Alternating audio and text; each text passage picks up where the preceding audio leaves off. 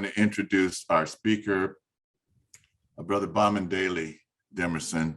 Would you come in and bring us the knowledge, bring us the wisdom, and bring us the information, the story, the history? Ashe. All right. Good afternoon, family. Good afternoon. All right. I'm going to try to make this as interactive as possible. If you wish to make a comment, or if you see a slide or an image, stop me at that point, make your comment at that point, and I'm going to try to make this interactive by asking for your participation, maybe by raising a couple of questions or two every now and then. I'm going back to my my teacher days when I taught at Southern University at New Orleans. So, you know, I'll try not to be too, I'll try not to do that too much, but I am asking for everybody's participation. And so this presentation focuses on the ceremony du Bwa Kayiman. And this was the ceremony, the Vodou ceremony that served as a prelude to the revolution in Saint-Domingue, which would eventually become Haiti. Now, I'm not claiming to be a specialist on Haiti. I have, but what I am doing is looking at imagery as a way of trying to study Haitian culture and some facets of Haitian history. And so I'm going to ask you to join me on that journey. I would like to read a statement from the principal artist whose work I'm going to share and whose work served as the illustration for the flyer. And so Ulrich Jean-Pierre, who is from Haiti, but who lives now in New Orleans, made the following statement. I have dedicated my efforts to researching and crystallizing Haiti's history on canvas, quote unquote.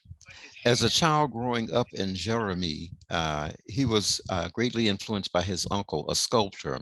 Jean-Pierre loved to draw. And as he got older, he expressed his creativity in painting.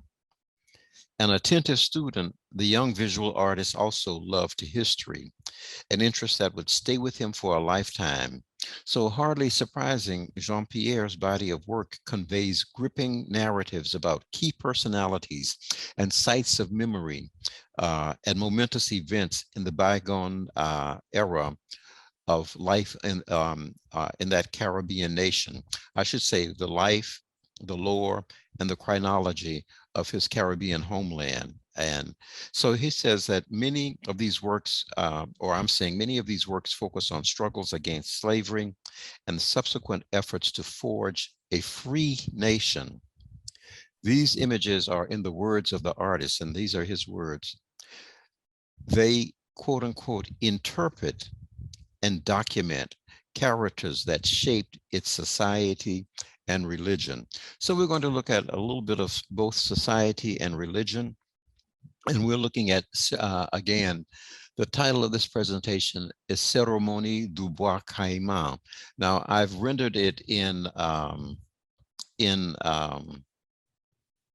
Creole language with the spelling, but of course in French it would be Cérémonie du Bwa Kayiman, and so essentially the same pronunciation, but a little bit different. Now I'm going to go to my share screen.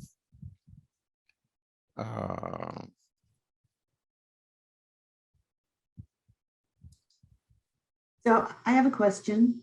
Mm-hmm. So it's Ceremony du Bwa. Is that a name of a place, or is it, what does it translate to? It's ceremony of alligator wood. Bwa is wood, and Kayiman is the Kayiman alligator. Did that answer it? Hello? Yes, that was a good question. So Kayiman, like the Cayman? Yes, exactly. Okay, cool. That's exactly what it is. Now, I can't see anybody's now. How do I get to, oh, wait a minute.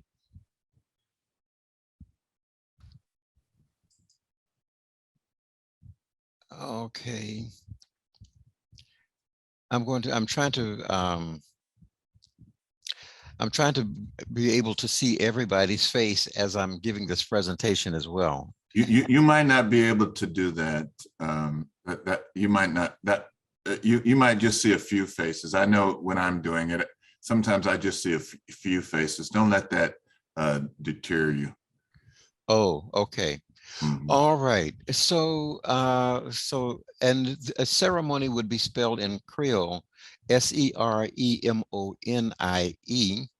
and then du for of, Bwa, Bwa, and Kayiman would be Kayyiman. And this is, of course, it's in Saint-Domingue, which is today we call Haiti. Now, and since this was a Vodou ceremony, I found a relatively contemporary photograph of people out in the, that looks like a clearing in the woods, because this ceremony took place in a clearing in the woods in northern Haiti. And therefore, I wanted to make sure that I captured that sense of, or that spirit.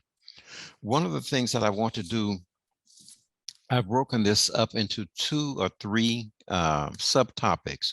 One is to focus on very briefly on slavery. The second topic, very briefly on Vodou. And the third topic is on the artistic, a couple of artistic images by Ulrich Jean-Pierre, whose work we will see. Now,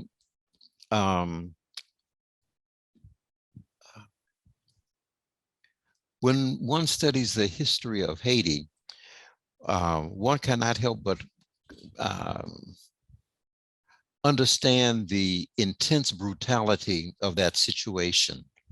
And this was years ago, but nevertheless so intense that it continues to move people today, even as they read it and attempt to understand what was going on.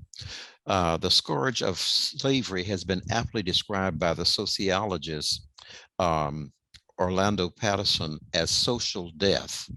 And social death has also been the term that has been used to describe when people have been imprisoned for a long period of time. And, you know, it's as if they have given up their life, or they're not a part of the body politic, so to speak. They have no rights. Their rights have been taken.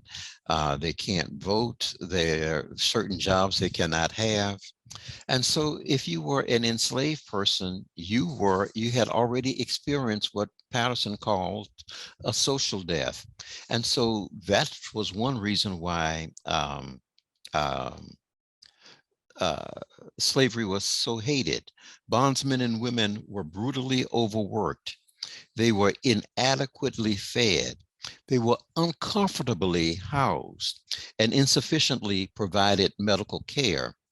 And so those who were the priests, or the mambo in the case of females, and in the case of male priests, the unga, that's one of the reasons why part of their training also was they needed to know how to use medicinal plants and prescriptions, traditional prescriptions, to treat people in their day-to-day life.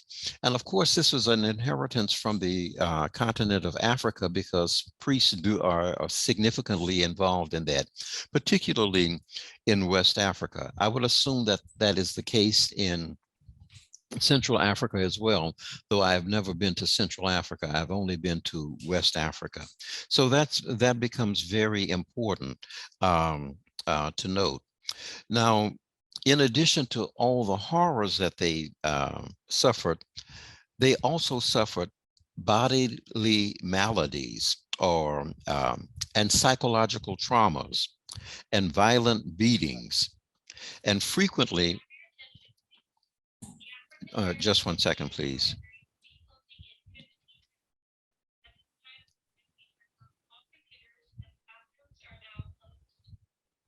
Okay, there was an announcement overhead. I know that you couldn't hear it. I hope you didn't hear it, but the library is closing.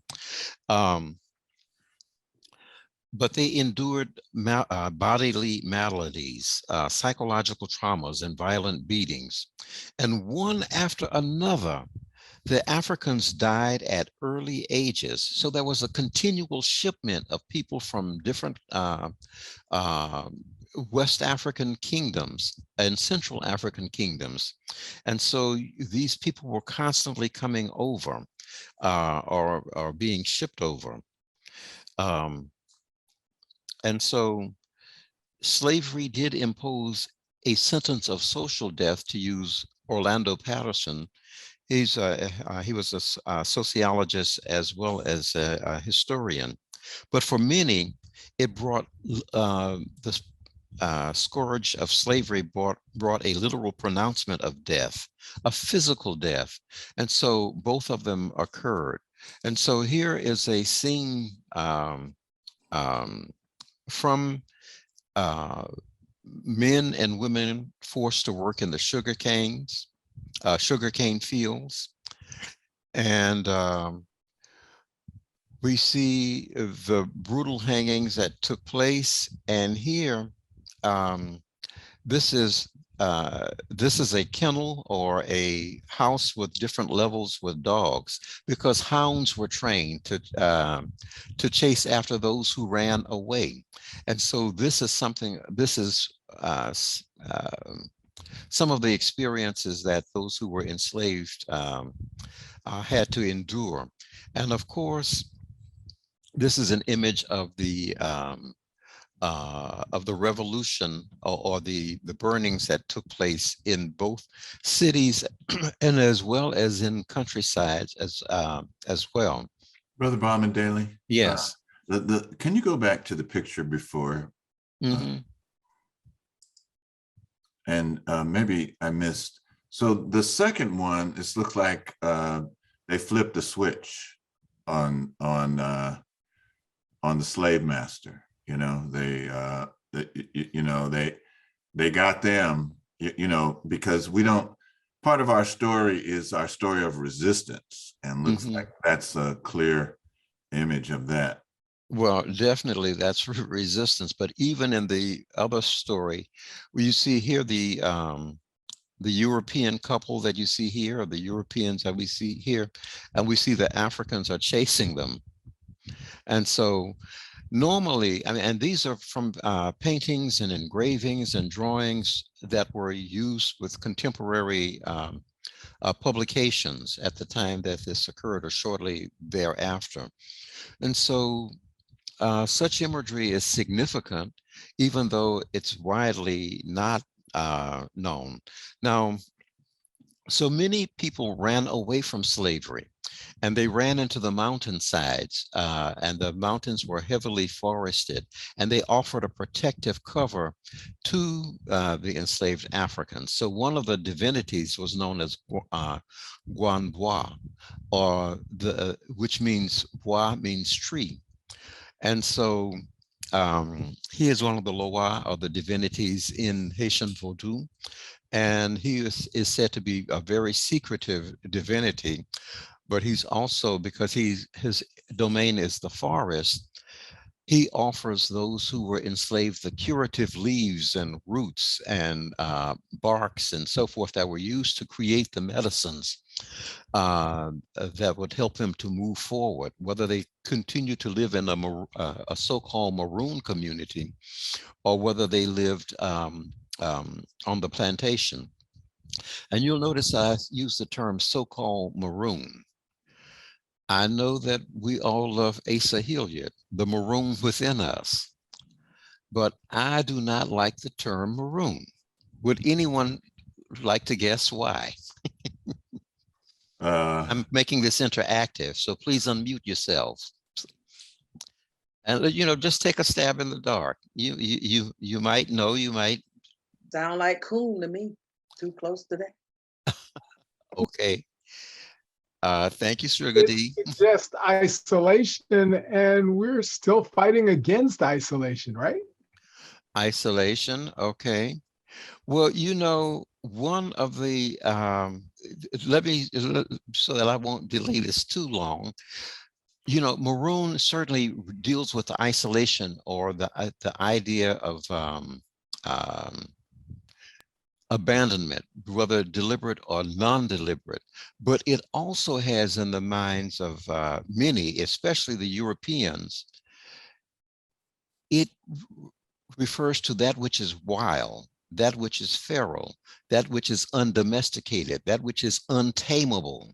And so there is there are negativities associated with the language, even though we, as Nikki Giovanni said, we try to speak English rather than to speak through it. And one of the things, you know, the term maroon does trip me up quite significantly because it means wild, savage, undomesticated. And I always ask, why would we term our ancestors who refused to be enslaved, why would we call them wild? You know, I don't want to, I'm not disagreeing with you, and I understand. It's for me, it's the same way I think some people react to the term dreadlocks, you know, and they and like why I don't have anything to dread. And then the Rasta say it's dread to the wicked, you know, that tried to enslave us. So you know, I can see both sides. I can see maroon, wild. Yeah, we're not going to do what you tell us to do. We're going to, you know, we're going to rebel. We're going to do our own thing. But I know what you mean. Just in the strict definition of the word, yeah, it just seems like somebody that's just wild. And, yeah. And I love the title, The Maroon in Us, or Within Us, because it conveys that notion of insistent resistance. And so I understand and appreciate that, but looking at the etymology of the term, it's a little bit jarring. It's nevertheless a little bit jarring for me.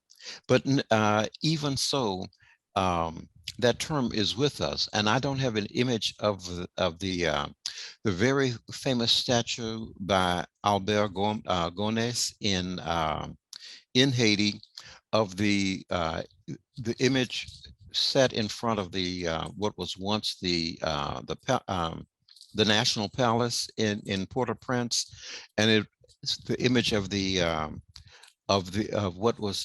what has come to be called Neg Mawan, or the Black Maroon. And that's the image of he's leaning back, and he's holding a machete in one hand, and he's holding the conch shell in the other hand, where the top has been cut off, and he's blowing it to signal time for action. Did you say Legba? No. Oh, it sounded like Legba, like the Orisha Legba. Oh, no. His name is Albert, I think, Gonesse. Okay, I'm sorry. Yeah. You got a hand up there. Brother Shango's raised his hand. Yes, sir. I find it interesting in terms of how you look at the word maroon, because I'm thinking about the brothers on the other side of the island. They would love to be called maroon or anything other than black. So they take maroon as a very privileged title rather than a negative one. Okay, well then that's good to know. I don't see the privilege in it, but I will work through to understand that. I'm dealing with strictly American English, and the term always, it just throws me off. But I appreciate this perspective. This will help me to perhaps becoming more engaged. I won't claim to become endearing to the term, but help me to understand a little bit better. Well, you know, Brother Bamidele, that term, it is a derogatory term. And in reference to what Minister Shango said, it's much like the N-word. You know, many of us are abhorred with the use of the N-word. And there's large numbers in our population that use it as a term of endearment. So but the British, who I assume introduced that term, was a very derogatory term, which meant dumb and an idiot in one of its definitions. And so they assumed that anybody that would run away was an was an idiot. And in Anyone fact, who would run away from slavery and the brutality being unleashed on them was dumb and an idiot. But these guys were clearly were not dumb. They weren't idiots, and they knew that they didn't want to live under enslavement. But I feel you on that term. mhm. And you know, even in English-speaking North America, there was a disease. If you ran away from slavery, you were said to have suffered with something called drapetomania. Right. I think we all on this line have that disease. You know, all in this Indeed we room do. are testing positive for drapetomania. Yes. Right. And we're very happy about that. That's right. Yeah. So, this is all interesting, but the term in Haitian Creole, instead of maroon, it's mawon, MAWON. And so there's a conference that's taking place for the Haitian Studies Association, which is on the concept of maroonage in contemporary society. How in different ways do we create communities of resistance? How do we study communities of resistance, and how do we value them? And what is their place and their role, understanding them, their place and their role in Haiti today? So I'm going to move forward. And just before you move on, Minister Malik has his hand up. So oh, okay, sorry. Yeah, I'm going to because you can't see him. If I see people's hand raised, I'll just let you know. Okay. Okay, thank you. That's not too disruptive. Okay, no, that's not. Okay, Minister Malik. Thank you, Minister Otep and Bamidele. I think I tend to agree with you, what you said initially about it's a derogatory term. It's not a term of endearment. And we can just take it straight. I looked it up just to be clear. We can take it straight from the enslavers themselves, the colonial Spanish. It was first used in reference to domesticated animals that escaped into the woods, and then later the people who escaped slavery. So if you put a chocolate icing on a pig, it's still a pig. So I agree with you. It's a derogatory term, and it's not a term of endearment. Yes, and it comes from, you were correct when you said Spanish, cimarron. And a cognate of that, for those of us living in North America, and even though we get the word Seminole, that's closely related to cimarron. And so the Seminole were described, if you read some of the early accounts, or even some of the later accounts, they're not necessarily described as Native Americans. They are described as having black or dark skins. And so, yes, the Africans intermixed with them, and so they became a population that is certainly African, but also Native American. So anyway, but cimarron, I didn't mean to get us off on that as a subtopic. Can I just add one more thing? Yes. The people that broke away, mostly led by Ghanaians, Ashanti in Jamaica were also referred to as the Maroons. Okay. Yes, and it's used throughout the Western Hemisphere, that term, and it's important to understand it, but it's important for us to understand the phenomenon. Yes. And we have the power to give it a different term if we choose to do so. I choose to do so. All right. And so The other thing that we need to look at is that in the fight against slavery, Vodou was very important. And when we think about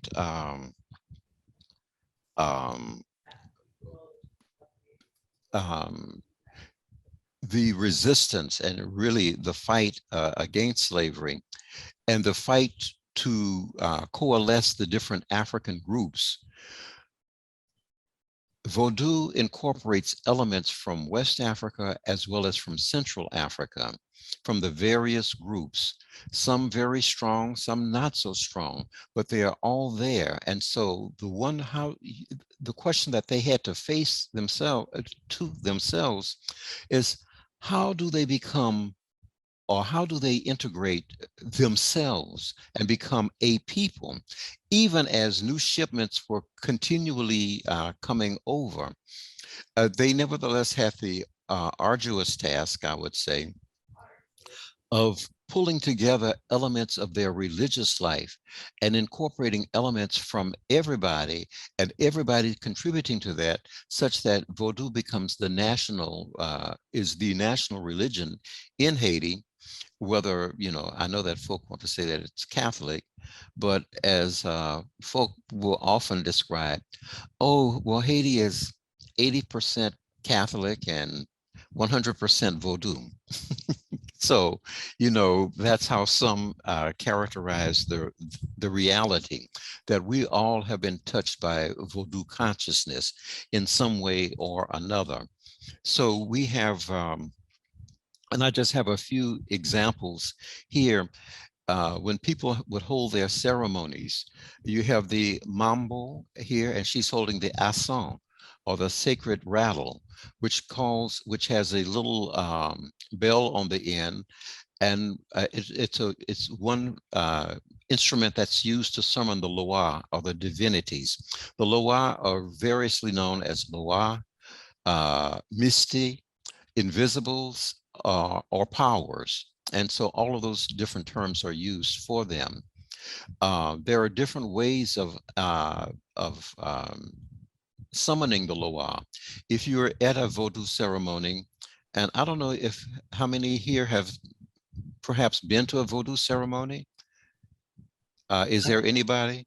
One of my professors was Dr. Ray Richardson, Julian Richardson's wife of Marcus Bookstore. And she described that in her arts and humanities class. And she saw some things that were amazing. And she described it. I also wanted to say, what you named for the summoning of the, I always pronounced it, I'm glad you're here, I always pronounced it Loa. That's very similar to the sistrum that Aset used, that the priests in Kemet used to call the Neteru, and particularly Aset. So okay. And this instrument, the one where my cursor is called the asson. Wow. A-S-O-N. Wow. Wow. And so, the asson. And linguistic linkage there. Oh, we have a question in the chat. Brother Bamidele says, is there info available about the group studying those countries' people who fought back?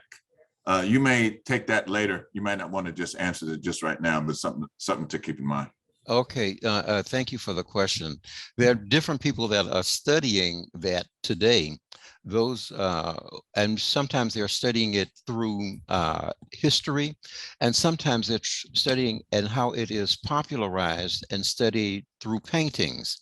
Because how do you provide a population, whether in the diaspora, and now I'm referring to the Haitian diaspora, or even more importantly in Haiti, how do you illustrate their stories such that they can live with them every day? It's part of their national mythology. And by mythology, I don't mean that which is untrue.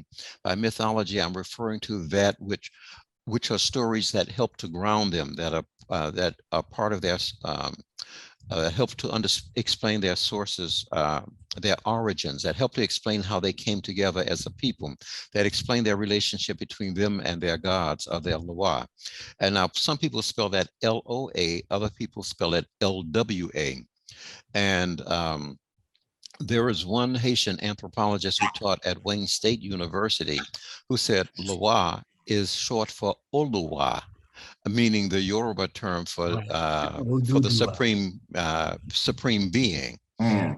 You know, I was thinking along those lines, and I was wondering if there was connection with the Ori or the Orishas of Ifa. And some of these some of the divinities are the same as those same as some of the Orisha. Mm-hmm. And so I mean, you're definitely correct. And so we see at where the cursor is now, this is a veve. It's one way of summoning the divinities. Each time there's a Vodou ceremony, you make the sacred drawings on the ground with cornmeal, or sometimes coffee grains might be used. And this will be obliterated over the course of the Vodou ceremony because of so much dancing that will take place, that the purpose of it is to invite the divinities.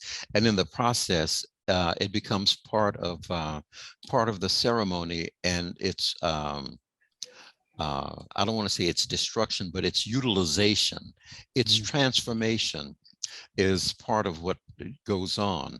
And there are Bamidele, well, you're getting back to your early question. You asked, has anybody participated or been to a Vodou ceremony? Minister Rana put in the chat that she has attended many, and perhaps she would like to talk about it, or you can ask her to. Oh, yes, please, Minister Rana. Amen, Rahatap. I can't offer extensive detail. I can only say that in growing up with the nobles and with Dr. Goddard from Indies, and also with Naim Akbar as all three of my godfathers currently, that there were a lot of things that I was exposed to, including this, both in studying as well as in practice. And on occasion, when we would have both dignitaries as well as local regular folk come in for whether it was official business, or whether it was for weddings or naming ceremonies or whatever the case might be, what I can say to you is that there are a whole lot of animals in a whole lot of places all through West Oakland as a result of ceremonies that happen for different things, for different blessings, for different protections, and what have you. But it was always, with the exception of those who were there at that time, something that, for obvious reasons, was kept within those circles. But there were a lot of things taught and a lot of things executed throughout West Oakland, quite frequently. Okay, well, thank you for that. I'm glad to know that. I do understand that there is a Haitian community in Oakland, and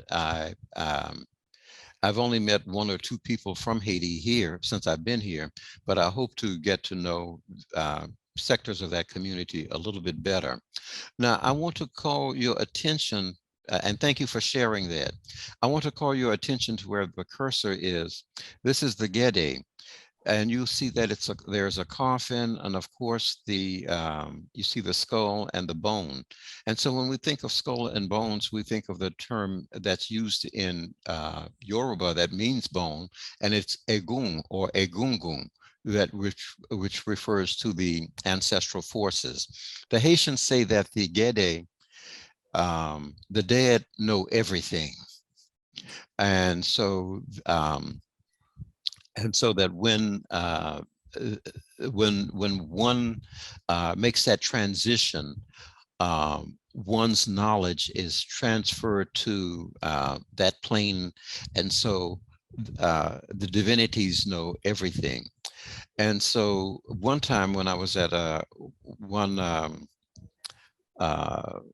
Vodou ceremony, and it was for the Gede, and that's for the ancestral forces, and that's usually in October, the end of October, the beginning of November. That's their liturgical calendar, which is coordinated with the quote unquote Halloween and All Saints Day.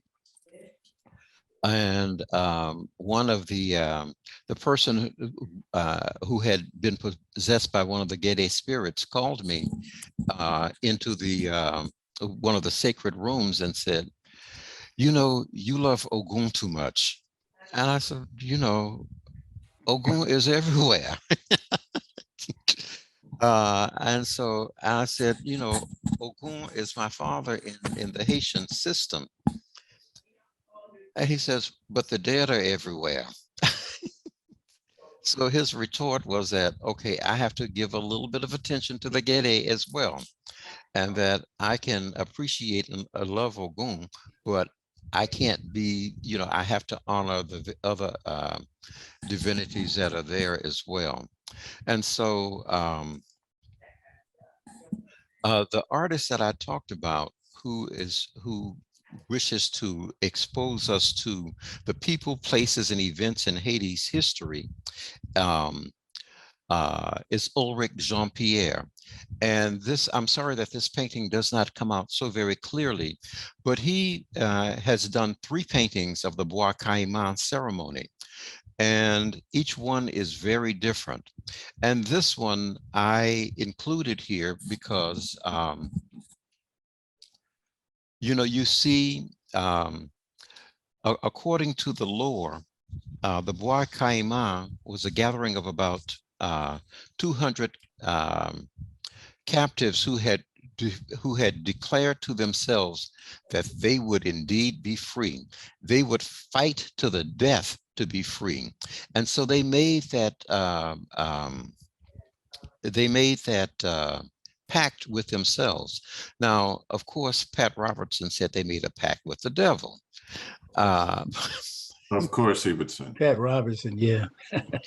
And so that's part of the popular Christian lore in Haiti today, or some parts or some sectors of Haiti today. And so that, you know, unfortunately, it's an unfortunate assessment. But if we look at this image, it was a night that was like no other. It was a windswept night of torrential rains. And so you see the wind is blowing, and so you see the palm tree, and that the leaves are blowing in the wind in one direction, in an easterly direction.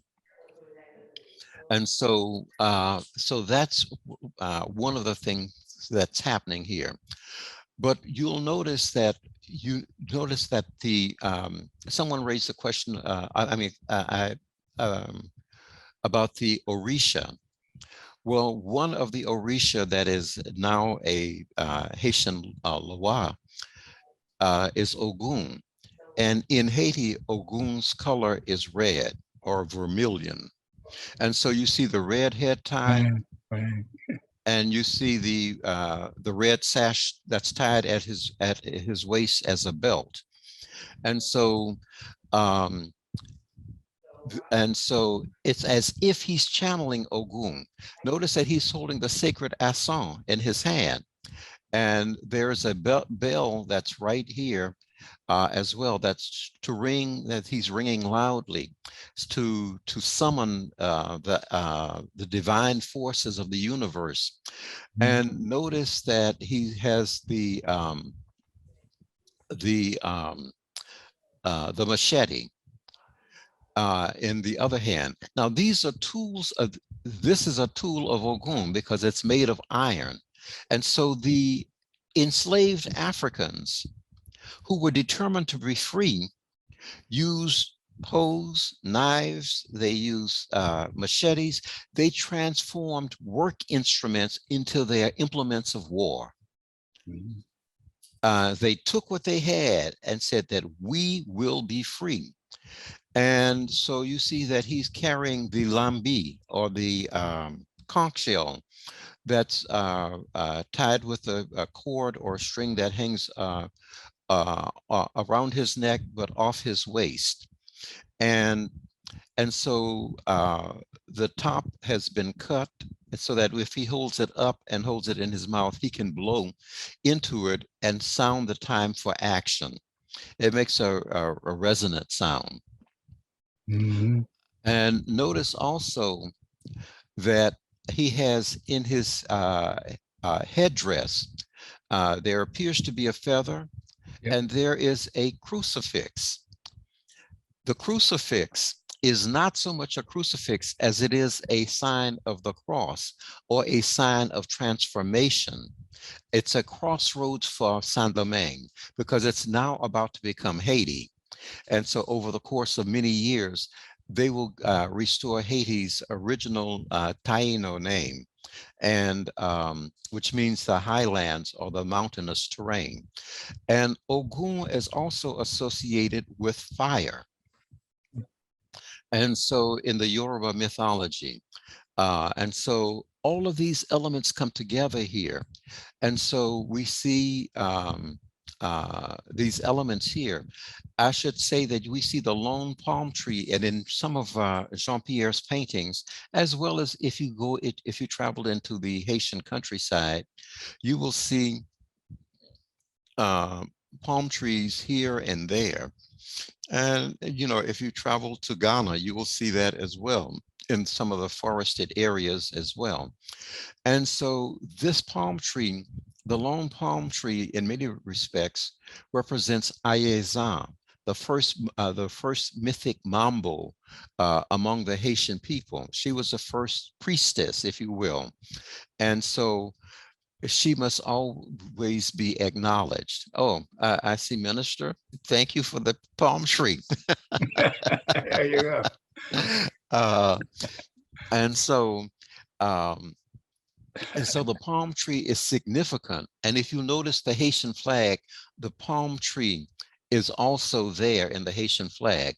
The colors red the color red is in the Haitian flag, and the color blue, which represents Ezuli Danto, who is the female divinity. And so Ogun is male, Ezuli Danto is female, but Ezuli Danto can possess a male or a female, and Ogun can possess a male or a female.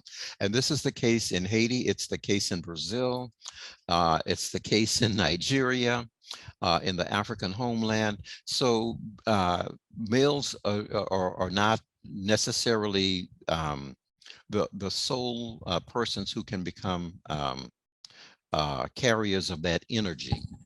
And so I just want to read you a little bit of Boukman's prayer. Boukman Duty was said to have been born in West Africa. He was enslaved on a plantation in Jamaica, and he was resold to a planter in Haiti or in Saint-Domingue. But Boukman was concerned about invoking the spirits. And so he said, quote, "Spirits who surround the earth, all the forces of the earth, come to us. Dambala Wido, rush to us. Aida Wido, hurry up and join us. All the spirits of the earth, join us quickly. We are being hurt badly. They are hurting us. Forces of thunder, come and help us quickly. Death is looking out for us. Death in a sacrificial way." So that was part of his prayer. But then he issued another part of the prayer, and he was concerned with speaking to those, the Black people of Saint-Domingue, and to understand the European God. He said, this God, meaning referring to God Almighty, made the sun, brings the light from above, raises the sea and makes the storm rumble. That God is there. Do you understand? Hiding in the cloud, he watches us. He sees all that the whites do. The God of the whites pushes them to crime, but he wants us to do good deeds. But the God who is good orders us to do vengeance. He will direct our hands, give us help. Throw away the image of the God of the whites who thirsts for our tears.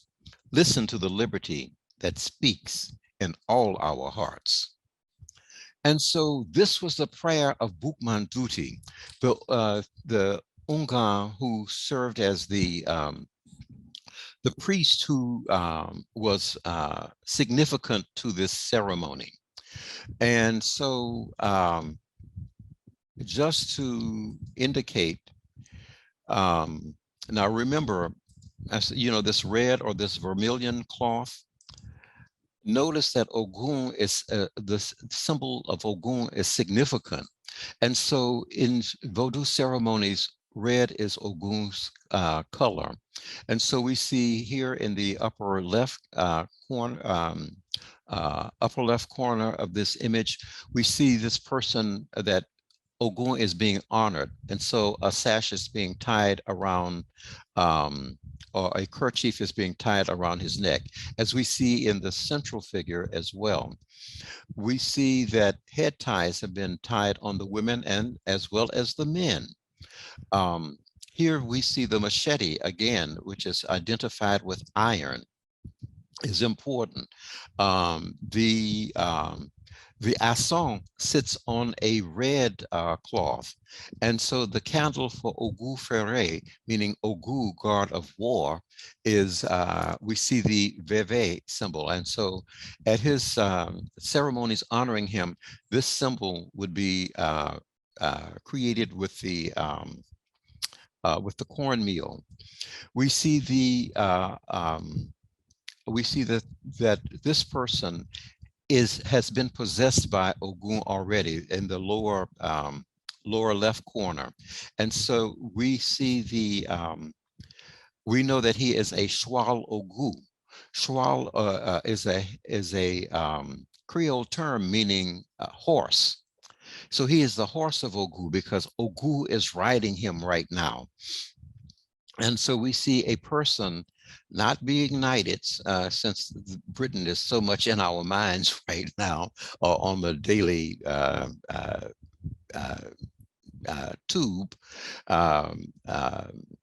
the television. But notice Ogun, she's being touched with the sacred force of Ogun's machete, and it's wrapped in a red candle. And there are mystic powers that are created also for Ogun. And so we see the feather here, but red bottles and with sequins. And so we see the red coloring is significant to Ogun. Now we're going to move to another painting by Jean-Pierre. And in this painting, we see some of the same symbolism is important. The use of red. And if you notice, Haitian paintings often use the clothing of Haitians are often presented in red clothing, blue clothing, sometimes or many times white. But in this particular case, notice that he paints Boukman in a blue shirt, in a red shirt and blue trousers. These are the same colors that are in the Haitian flag. The red represents Ogun, and the blue represents Ezuli Danto. And so in the flag itself, and you have the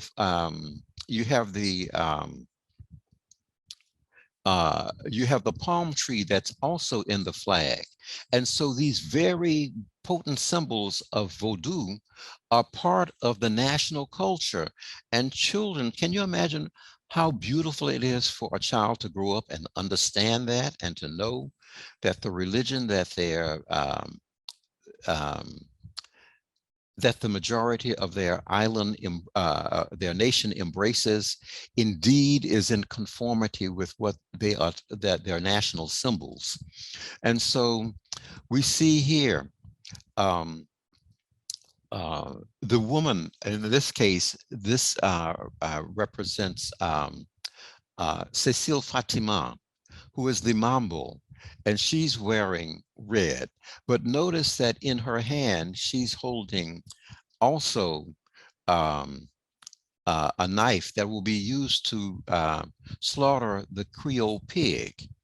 And so in many of the stories of the Bwa Kayiman ceremony, there are images of this central figure, Boukman Tuti, and he's often dressed in red to symbolize that he's connected to Ogun. And notice his machete as well.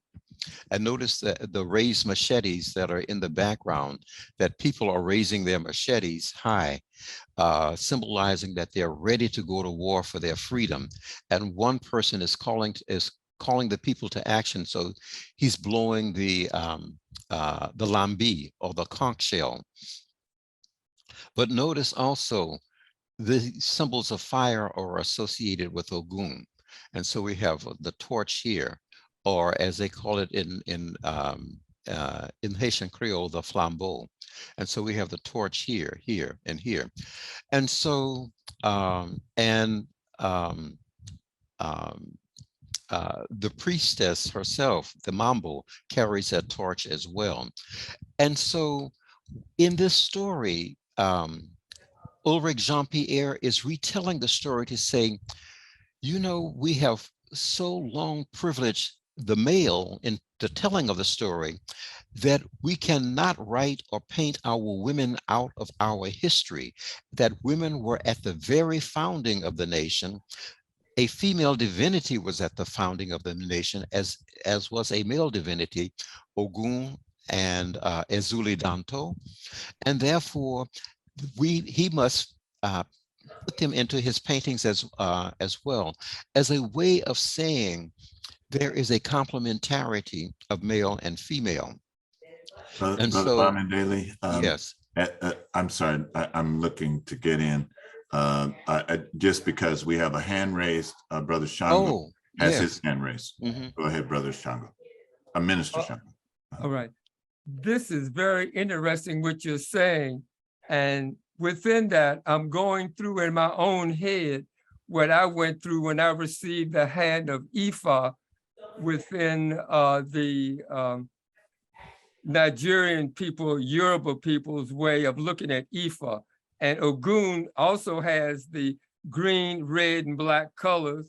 And of course, Ogun also has the iron as far as the metal that is a representation of his symbol. So there's just so many similarities between voodoo and Ifa. And Ifa, yes, yes. Well, And the red too, Shango. Right. And also notice the in the background, there seems to be a gathering of a storm. We can see light still coming through, but there are large clouds that are beginning to form, and the wind is blowing. And this recalls to me Yemonet. Shango? Absolutely. Yemonet? Absolutely. Okay. Yeah. All right. And, you know, and some people have interpreted Ezuli Danto as a variant of Yemoja, the water divinity. And so, so there are certain correspondences. And of course, this was if ever there was an inopportune night to hold a ceremony, but you know, the divinities were with them. And so it was a windswept night. It was a night of torrential rains.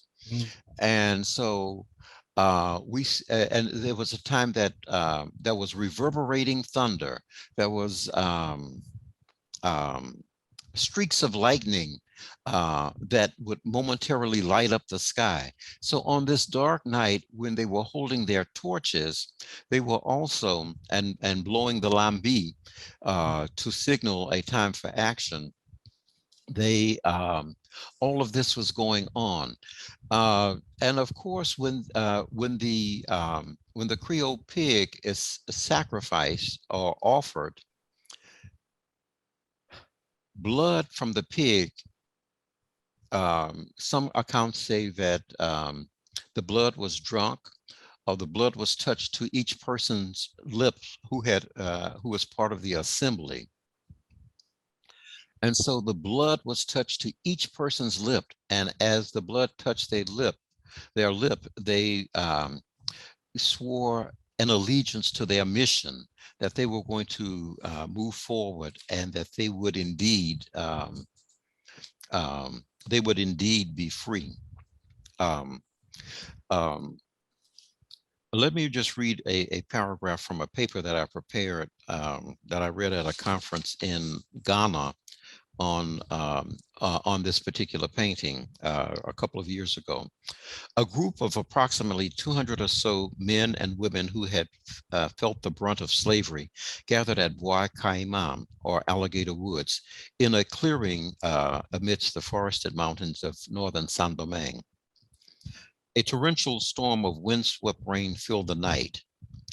There were reverberating bursts of earth-shaking thunder, and streaks of iridescent lightning bolts momentarily illuminated the sky. Boukman Duty, the Unga, or male priest, prayed that the assembled would hear the voice of their great divinity and not that of their enslavers. Near a mopu tree, a mopu, that's M-A-P-O-U, and that's this big tree here. And you'll notice that that's this big tree here in the previous painting. And according to the lore, near the mopu tree, Cecile Fatima, a mambo or female priest, had the responsibility of offering a sacrificial pig. And those assembled partook of the blood of the ungulate, and they swore that even in the face of death, they would fiercely fight for their liberation and therefore victoriously vanquish their foes. Now, Brother Bamidele, we have a question, raised hand. Yes. King Kevin, go ahead, take yourself off mute. Go ahead, brethren. You're on, okay. Yeah, here he comes. Yes, great presentation. I had a question, a couple of commented questions. You mentioned Ezili Danto, is that correct? Yeah, Ezuli Danto, yeah. You know, there's an attorney that I was on the phone with the other day. She's very popular within the Haitian community because she was a attorney that was a part of the helping President Aristide get back to power back in 2000. But he was exiled in the coup back in 91, and I want to say 2004, but early 2000s. But anyway, that's her name, and I never thought to associate her name with the voodoo priestess. But she is a practitioner of voodoo, so that's why when you said that, I'm like, wow, you know, I'm like, is he saying the right name? But maybe she named herself after this woman. Well, yeah, after the divinity, the Loa. Ezuli Danto is the Loa. And this, okay. Yeah, and this is Cecile Fatima, the female that's represented here. She's representing the female priest. Now, I understand that you are from Haiti. Is that correct? Yes. You know, born and raised in Fort Lauderdale. My roots are deep in Haiti, Cap Haitien. Yes, that's correct. Okay. Well, I love Cap Haitien. I went there many years ago. And on a more recent trip, I did not make it there, but this ceremony the Bwa Kayiman takes place in northern Haiti. So your home country. really more of your neighborhood. No, definitely. And you know, the 230-year anniversary, or 231 years anniversary was that August 17th, I believe, if I'm not mistaken. Yes. That just passed. And mhm.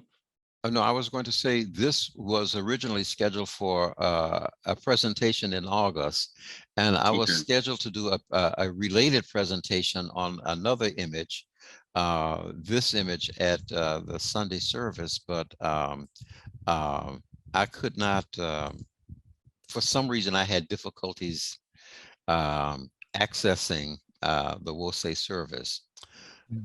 But I didn't Is mean that to when cut you you were off. in Ghana? Is that Yeah, I was in Ghana, and so I tried and tried and tried, but could not get on. So,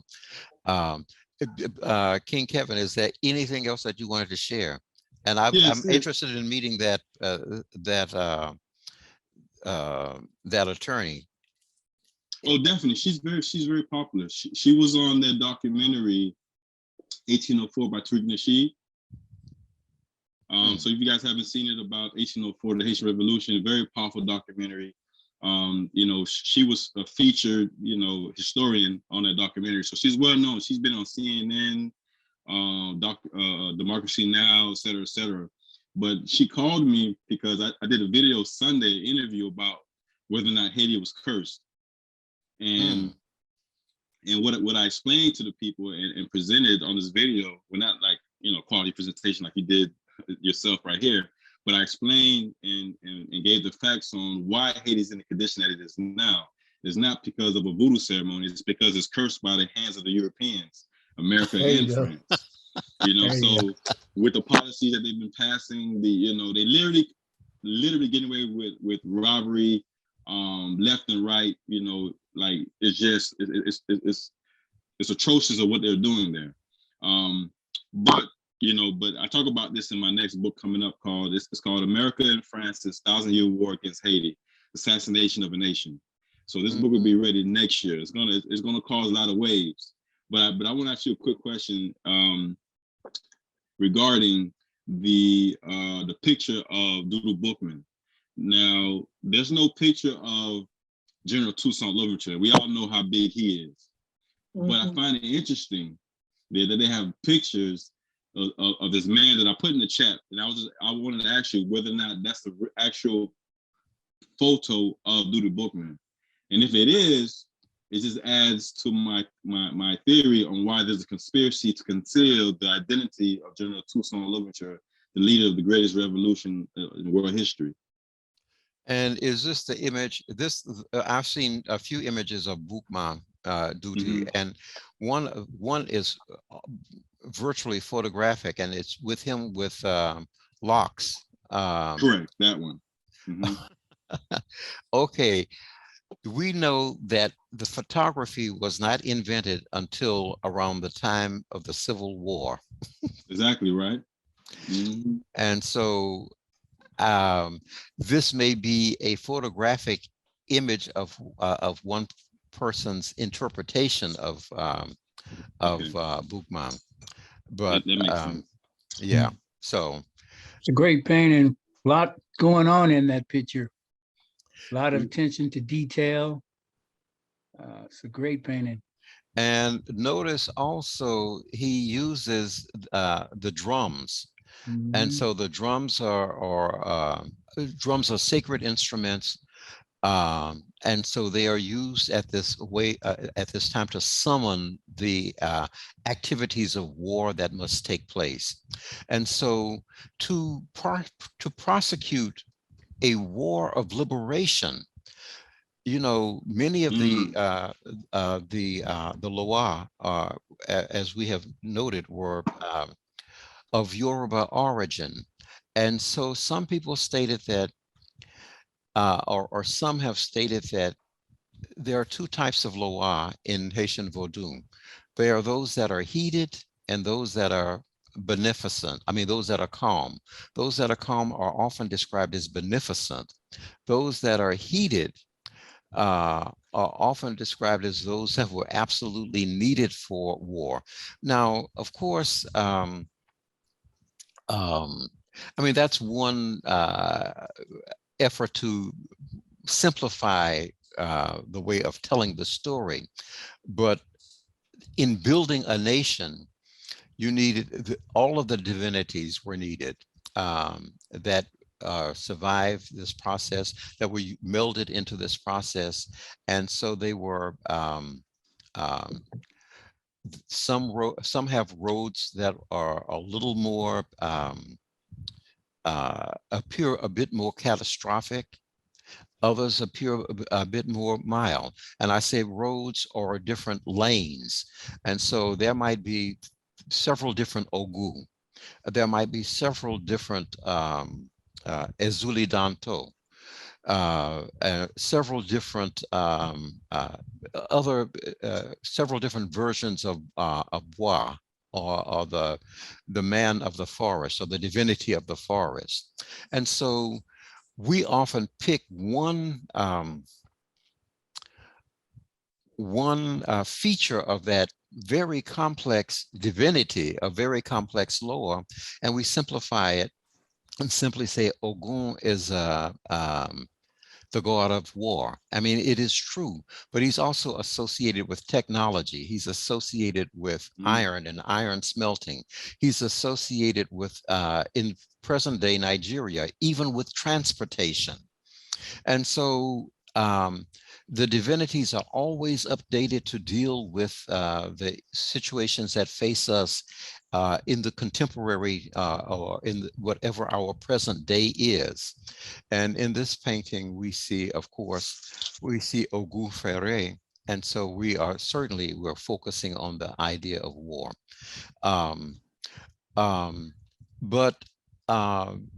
But there are women, and where my cursor is a woman in a dress. We have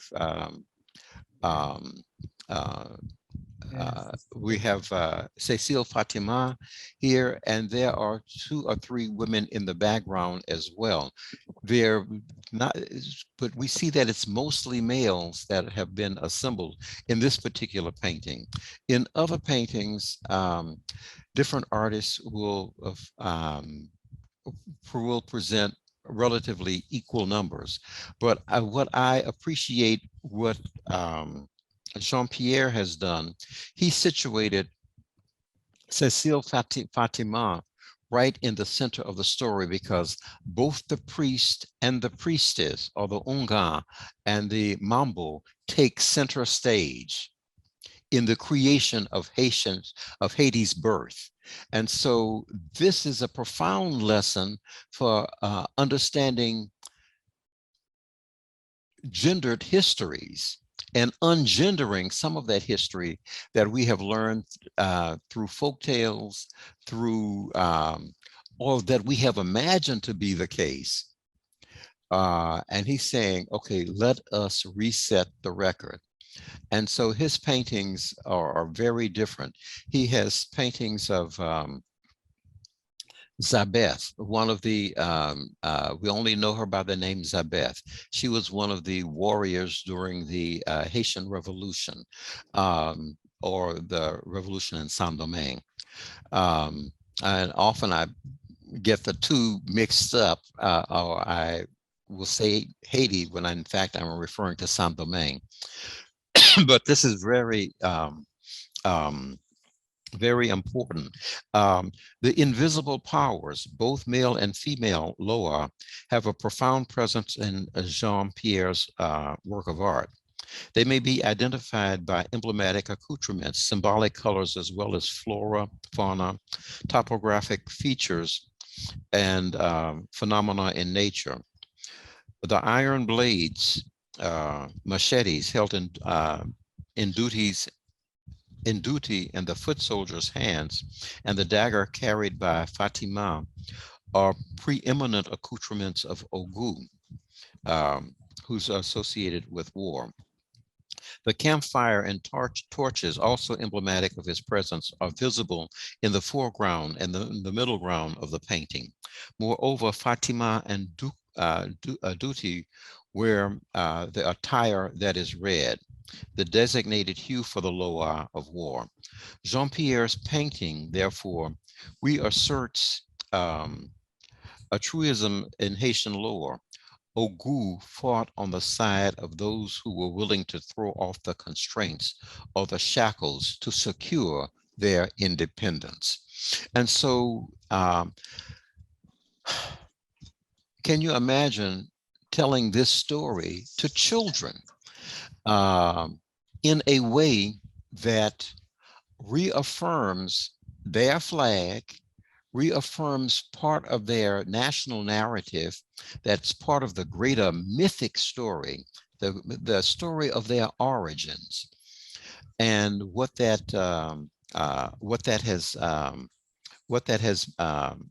means. From the West African Yoruba people and the neighboring Edo, Fon, and Ewe, to their diasporas in Cuba, Trinidad, and Brazil, Ogu, pronounced and rendered orthographically distinctive in each of those areas, is known for his iron tools, fire, and role in war. His devotees characterize him as a builder of civilization. They also admit that he is a destructive force. And in the lore of the Caribbean island of Hispaniola, it was Ogu who oversaw the destruction of Saint-Domingue so that the building of Haiti as a free society could be realized.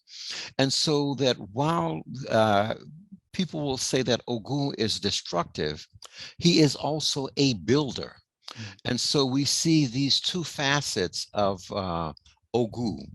And so that becomes important. Haitian lore also maintains that another divinity, Ezuli Danto, was also present at the ceremonial gathering at Bwa Kayiman. Generally described as a warm, nurturing, and protective mother, it was the gross mistreatment of her children that apparently brought her to fore, that brought forth her personality as a fierce warrior. The conchan, or the pig ridden by the mambo, will serve as a ritual offering to Ezuli Danto. The divinity's symbolic color, blue, appears in the pants worn by the ungan, or we see here. And identified with natural bodies of water, Ezuli is sometimes compared to Aziri among the Fon people, as well as Yemoja among the Yoruba. The Yoruba diaspora peoples in the Americas. Haitians proudly proclaim Ezuli Danto and Ogu as the spiritual parents of their nation. The Loa inspired and helped to successfully wage a revolution, the likes of which had never been seen before in this world. And according to popular oral traditions, they are justifiably represented as blue and red panels in the national flag that I mentioned earlier. So when we see Ulrich Jean-Pierre's paintings, any of his paintings, he has an adventure in history. What he states also is that when he comes to a problem or an issue, he takes a rest period and he will dream. And in the dreams, whoever he is depicting in his paintings will come to him and tell him what to put in the painting. And so he does a time travel by way of dreaming, if you will. And so many African-American artists do the same thing. Yet it's important for us to understand this as well. I think that I should perhaps, it is 6:20. Are there any questions or any commentary? And I want to say thank you all for letting me run my mouth on and Oh, on. man, We you had a are good the time. man. Yeah, I had a question Marvelous. about the picture. Mhm. The guy that's in the white t-shirt, Mhm. what is he holding up? Is that feathers? Oh no, That's a sword. What is that's a that? sword. Or that's a machete. No, the one, really? You know which one I'm talking about? The one that you Right have here, your, right here. yes, is that a machete? Oh, That's a okay. machete. Oh, okay. And, Mhm. oh, it But you'll just looks see like, you'll see a right. a number of C machetes in the in the background. background. Yeah. Oh, Always machete. I do see that. I just thought it looked like it was something curving off of it. Maybe it's another machete. I don't know. You see what Yeah. I see? Oh, Yeah. well, yeah. I think you're looking at this, and That part, this yes, I that's the was. atmosphere. And this is Aziri, the palm tree. And here's a palm tree here, and this might be Right. a faint palm tree as well. Right And there. so he's Okay. representing the divinities that are part of Haitian Vodou. Right. Because I remember you saying something about the feather, and I was like, well, where's the feather? And that's what Oh, I yeah, thought it that was in was. the other, that was in Yeah. this painting. And so there's a feather here. Mhm. And I thought maybe it would have been in that one as well, but okay. Okay. I have a question. Yes. There's another slide, number 9. Is that something that we need to take a quick look at too? Oh, no, it's the Oh, same, okay. the Same same as one. 6. The same as 6. Yes. Mhm, okay, thank you. So I think wonderful the presentation. painter's use of shadows in this picture is just magnificent. We even see the shadows from the branches in the fire. You know, the shadow cast by the pig, and yeah, just the use of shadows is just creates such great contrast and really focus the eye on this picture.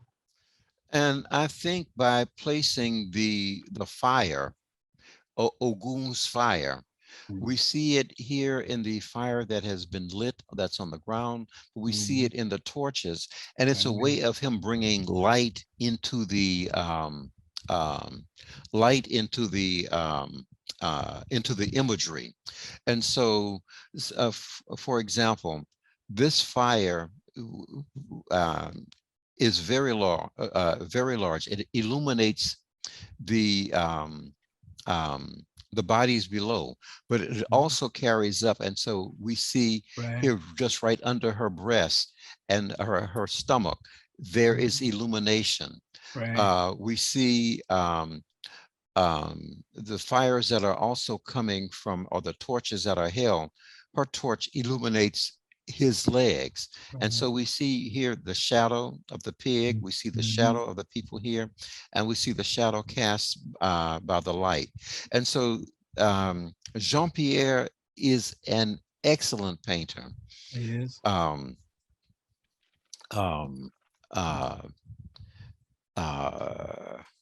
trying to find, let's see. Oh, let me conclude with, I have one paragraph. Humans study the past to gain insight about people, places, and events of yesteryears. But equally significant, members of a society want to take the best from their previous epochs in shaping their present and building the bright tomorrows. Indeed, that's the meaning of Sankofa. Indeed, what citizens ask regarding history of their nation often tells us more about their struggles in their communities today.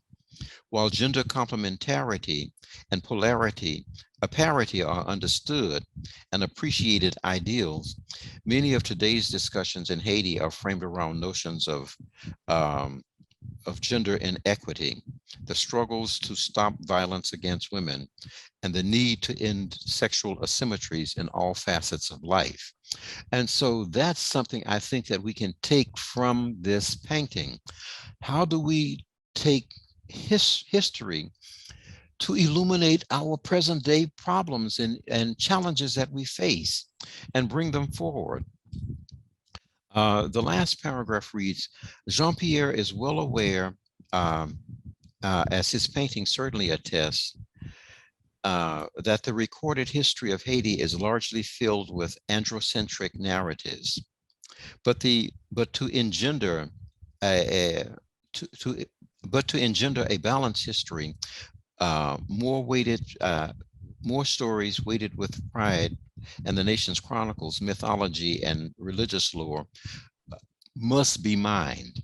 And so he's on a mission to unmine these various stories that will help us to understand history and the women and men that have shaped it.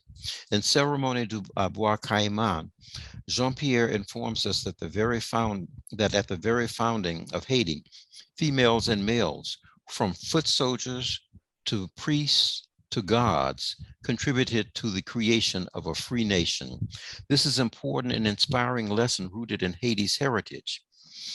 But an even greater destiny can be achieved in societies without debilitating restrictions, including those surrounding, in this case, gender. The artist says, quote, depictions of a sense of hope captured in my paintings are a reflection from the mirrors of our past reality. Can you imagine making that statement? Wow. Depictions of a sense of hope captured in my paintings are reflections from the mirrors of our past reality. But first, quote, the rights and the importance of every human, of every Haitian citizen must be equalized and acknowledged. And so in many ways, Jean-Pierre reminds us that the oath taken at Bwa Kayiman is still with us today, and it is still our responsibility to actualize that oath, as if we tasted the blood of the ungulate that we see here, the pig. That oath is still with us today, and so I want to leave you by asking, and you don't have to answer, what are you going to do as an oath taker? All right, we have that was excellent. Marvelous. Brother Minister Malik has had his hand up. Oh, I'm sorry. Oh no, we wanted you to finish. And Minister Malik, will you take yourself off mute and ask your question? You know, I'm somewhat embarrassed to ask the question now after such an excellent close and an excellent presentation.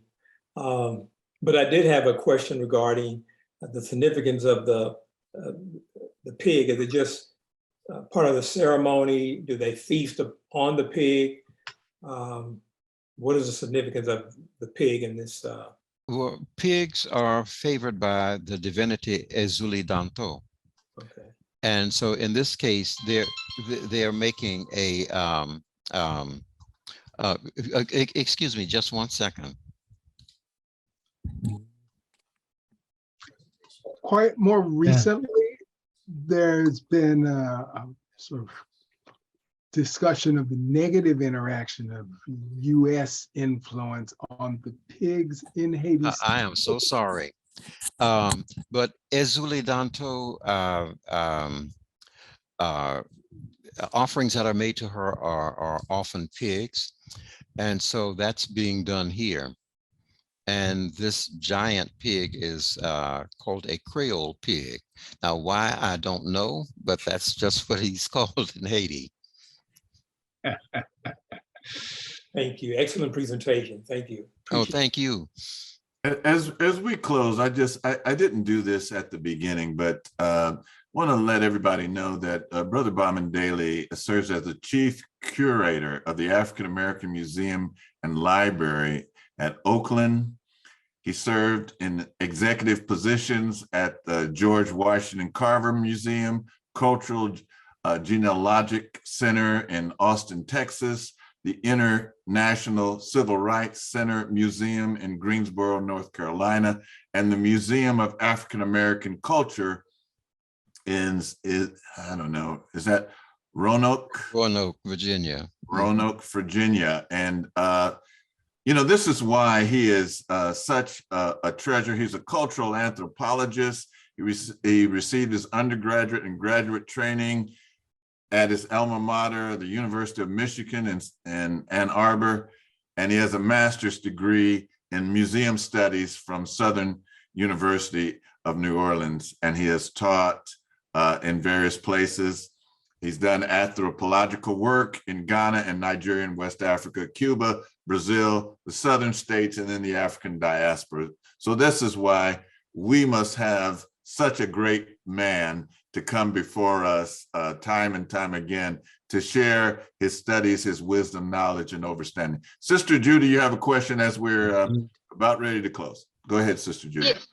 Yes, I just wanted to say, Bamidele, just kind of following up with what Minister Teps just said. You are really an excellent presenter, and I just think you're really good at it, and I really enjoyed this. I learned a lot, and just wanted to tell you, keep on presenting. Oh, thank you.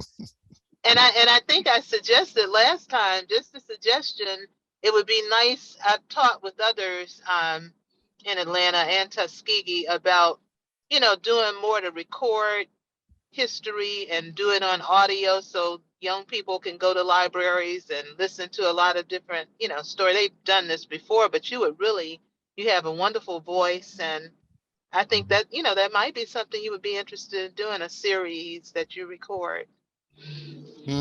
Okay, well, I have a bunch of old papers. I'll go and pull them out.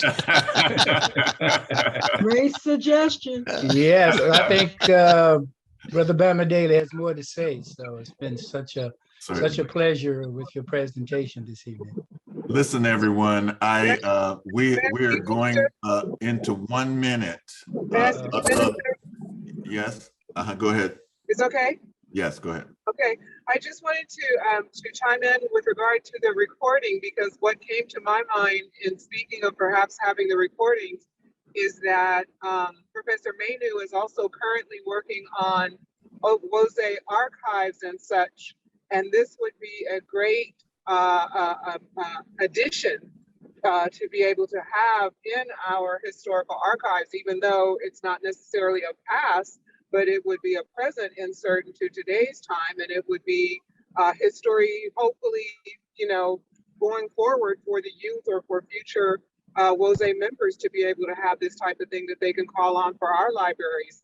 So I think that might be, it's not my party, it's Minister Manu's party, but I think that, not Minister, Professor Manu's party, but I think that might be a great place for something like that to be incorporated into our historical record. All right, thank you, Minister Rana. This will be out in a couple of days on YouTube, and you can go and see other past things that we've done on YouTube under Black Knowledge Matters. I want to remind everyone that tomorrow is the third Thursday, and we will have study of sacred scriptures at from 6 to 7 p.m. Pacific time. And I just want to also acknowledge, okay, let's see, as Brother Kevin just put it, he says, watch my daughter go off on the haters, dissing Hades, go to the last. And then actually he put in a YouTube video in our chat. So I would like for everyone, I would encourage everyone to save the chat, and then you can look at these things at another time. Sorry that we're so pressed for time, but I don't want to encroach anymore on the Women of Wose's meeting, which is following directly behind us. But Brother Bamidele, thank you so much. You are. Thank you. Yes. You are a treasure. Thank you. We are very fortunate to have you in our midst, and we love you. I think everybody here would say that they love your presentation. Oh, thank you. Thank you so much. Yes, thank you indeed. so much. Yes. Absolutely. Okay, I'm going to sign off. Brothers, we have to go. And We're out.